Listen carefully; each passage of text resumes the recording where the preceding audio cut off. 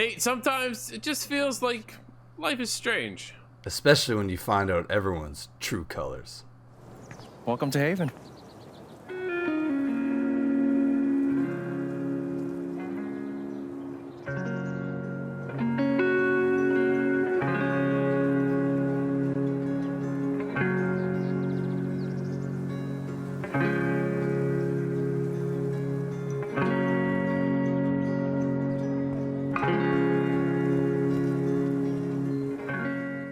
Nate, this is one I've been looking forward to talking about for a very long time. I've beaten the game, you've beaten the game. It's an incredible experience to be back in the world of Life is Strange.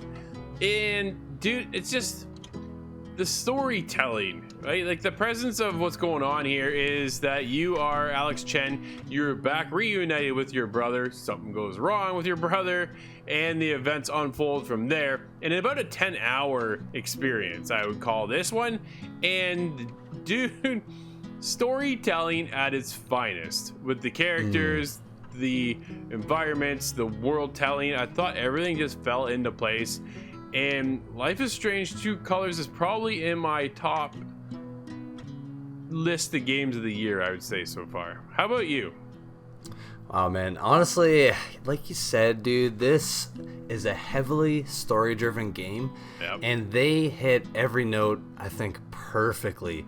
I mean, each character interaction feels very authentic, and a lot of what this game is based on is that your character, Alex, she actually kind of has this, dare I say, superpower where she can actually see people's emotions. And I mean by that, they have this aura that comes around them when it's something really strong, whether it's fear or anger or sadness, or as the game unfolds, joy.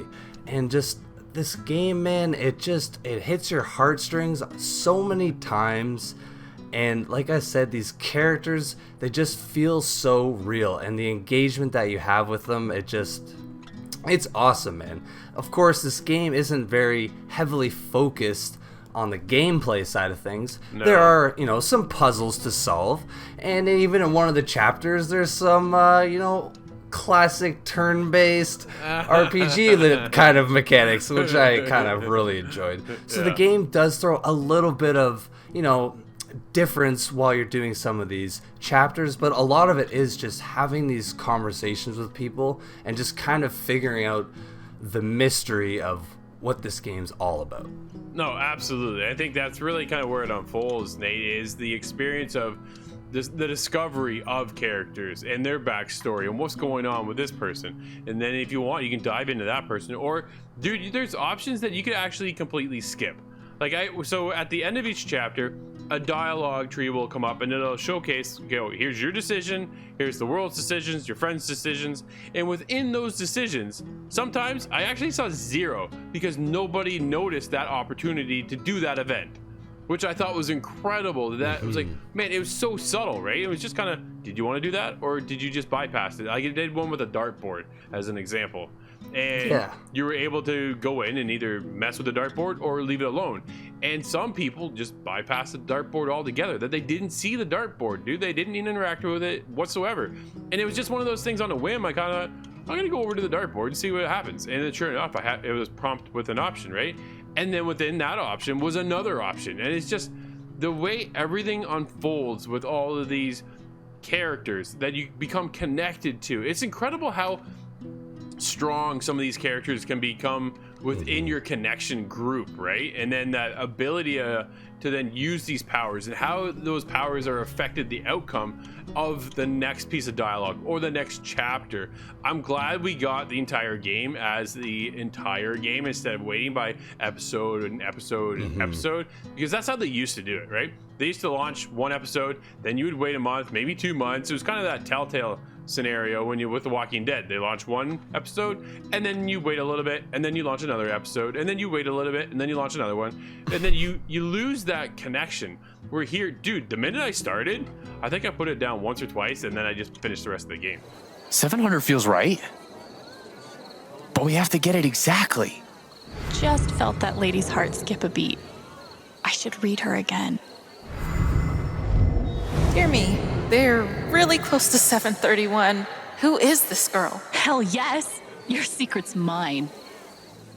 And that's the thing, man, is that a lot of the decisions that you make in this game actually play out the game differently. Not entirely, No. but a lot of the things you do, it ends up changing the story later, and it, for a lot of it, makes me want to come back and almost play through it again and see it differently. There are a ton of achievements in this game, which I can appreciate. If you go out exploring and interacting with different people, even maybe helping them out, then you get these little trophies or achievements, which is great. Yeah. And man, the progression of this entire game, I thought was just done so well. The pacing, everything, man. Dude, there's one part within the game. There's I'm gonna try and, how do I avoid this? There's an event within the game that it just didn't really connect with me, right? I'm not a part of that scene. So to have that in there, I thought was like, really? Are we gonna do this? And then sure enough, they did it. And I'm like, okay. And I was waiting for that part to get done. The minute that was done, we got back into the main portion of the story, and I was right back in. But to get through that little, almost like it was kind of like a side quest, but I was part of the main story aspect of what's going on in the world, which, okay, but it was a weird aspect just because I'm not a part of that whole scene, like I said. But it was different. I've never seen it in a game before, so I give them props to putting that in there. I think it was relatively well done, but it was still kind of somewhat cheesy at the same time. And then the way it ended, I thought was kind of cool, which you kind of danced around as well. So, dude, there's a lot of dancing around this review because it's so easy to spoil, and it's one of those games, like I said, dude, it's in my top list of the game of the year this year because it is that good. The dialogue, the characters, Alex's character, Alex's brother. There's so much, and then you find out like later on in the backstory of certain aspects of other characters and their characters, and it's just when it all comes together, Nate, you're just like, wow, and goosebumps rise. It's just what an experience. That 10 hours, that's what I said, I put it down twice, maybe 3 times, and then just finished the game. And now it said it is only 10 hours long, but at the same time, like, I finished, I think, the last 3 chapters back to back to back. Like, I didn't stop.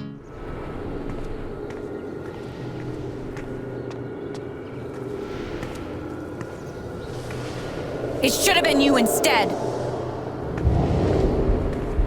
Alex?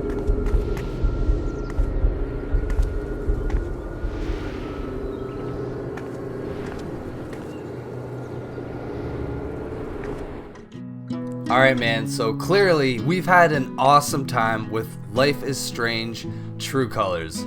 Between the decision making that you have in this game, all the authentic characters that just flesh out to make this incredible story, I have to give this one a 9.5. This is a top contender for Game of the Year for 2021 for me, man. Absolutely, I'm right there with you, Nate. It is one of my Game of the Years on my radar. Which one is going to be a tough year, actually, I think. But definitely with True Colors is going to be right there. Life is Strange True Colors has to be on everybody's radar. If you missed it, I'm telling you right now, this is one you have to check out. Nate, I'm right there with you, dude. 9.5.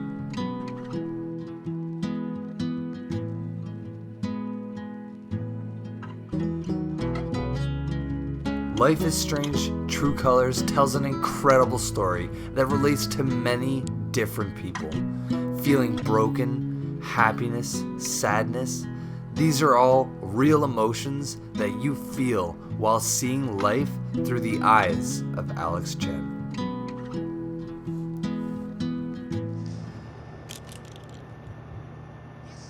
Perfect. That guy's bad to the gnome. Right? I heard he won the Nobel Peace Prize. Oh, God, please stop. No problem.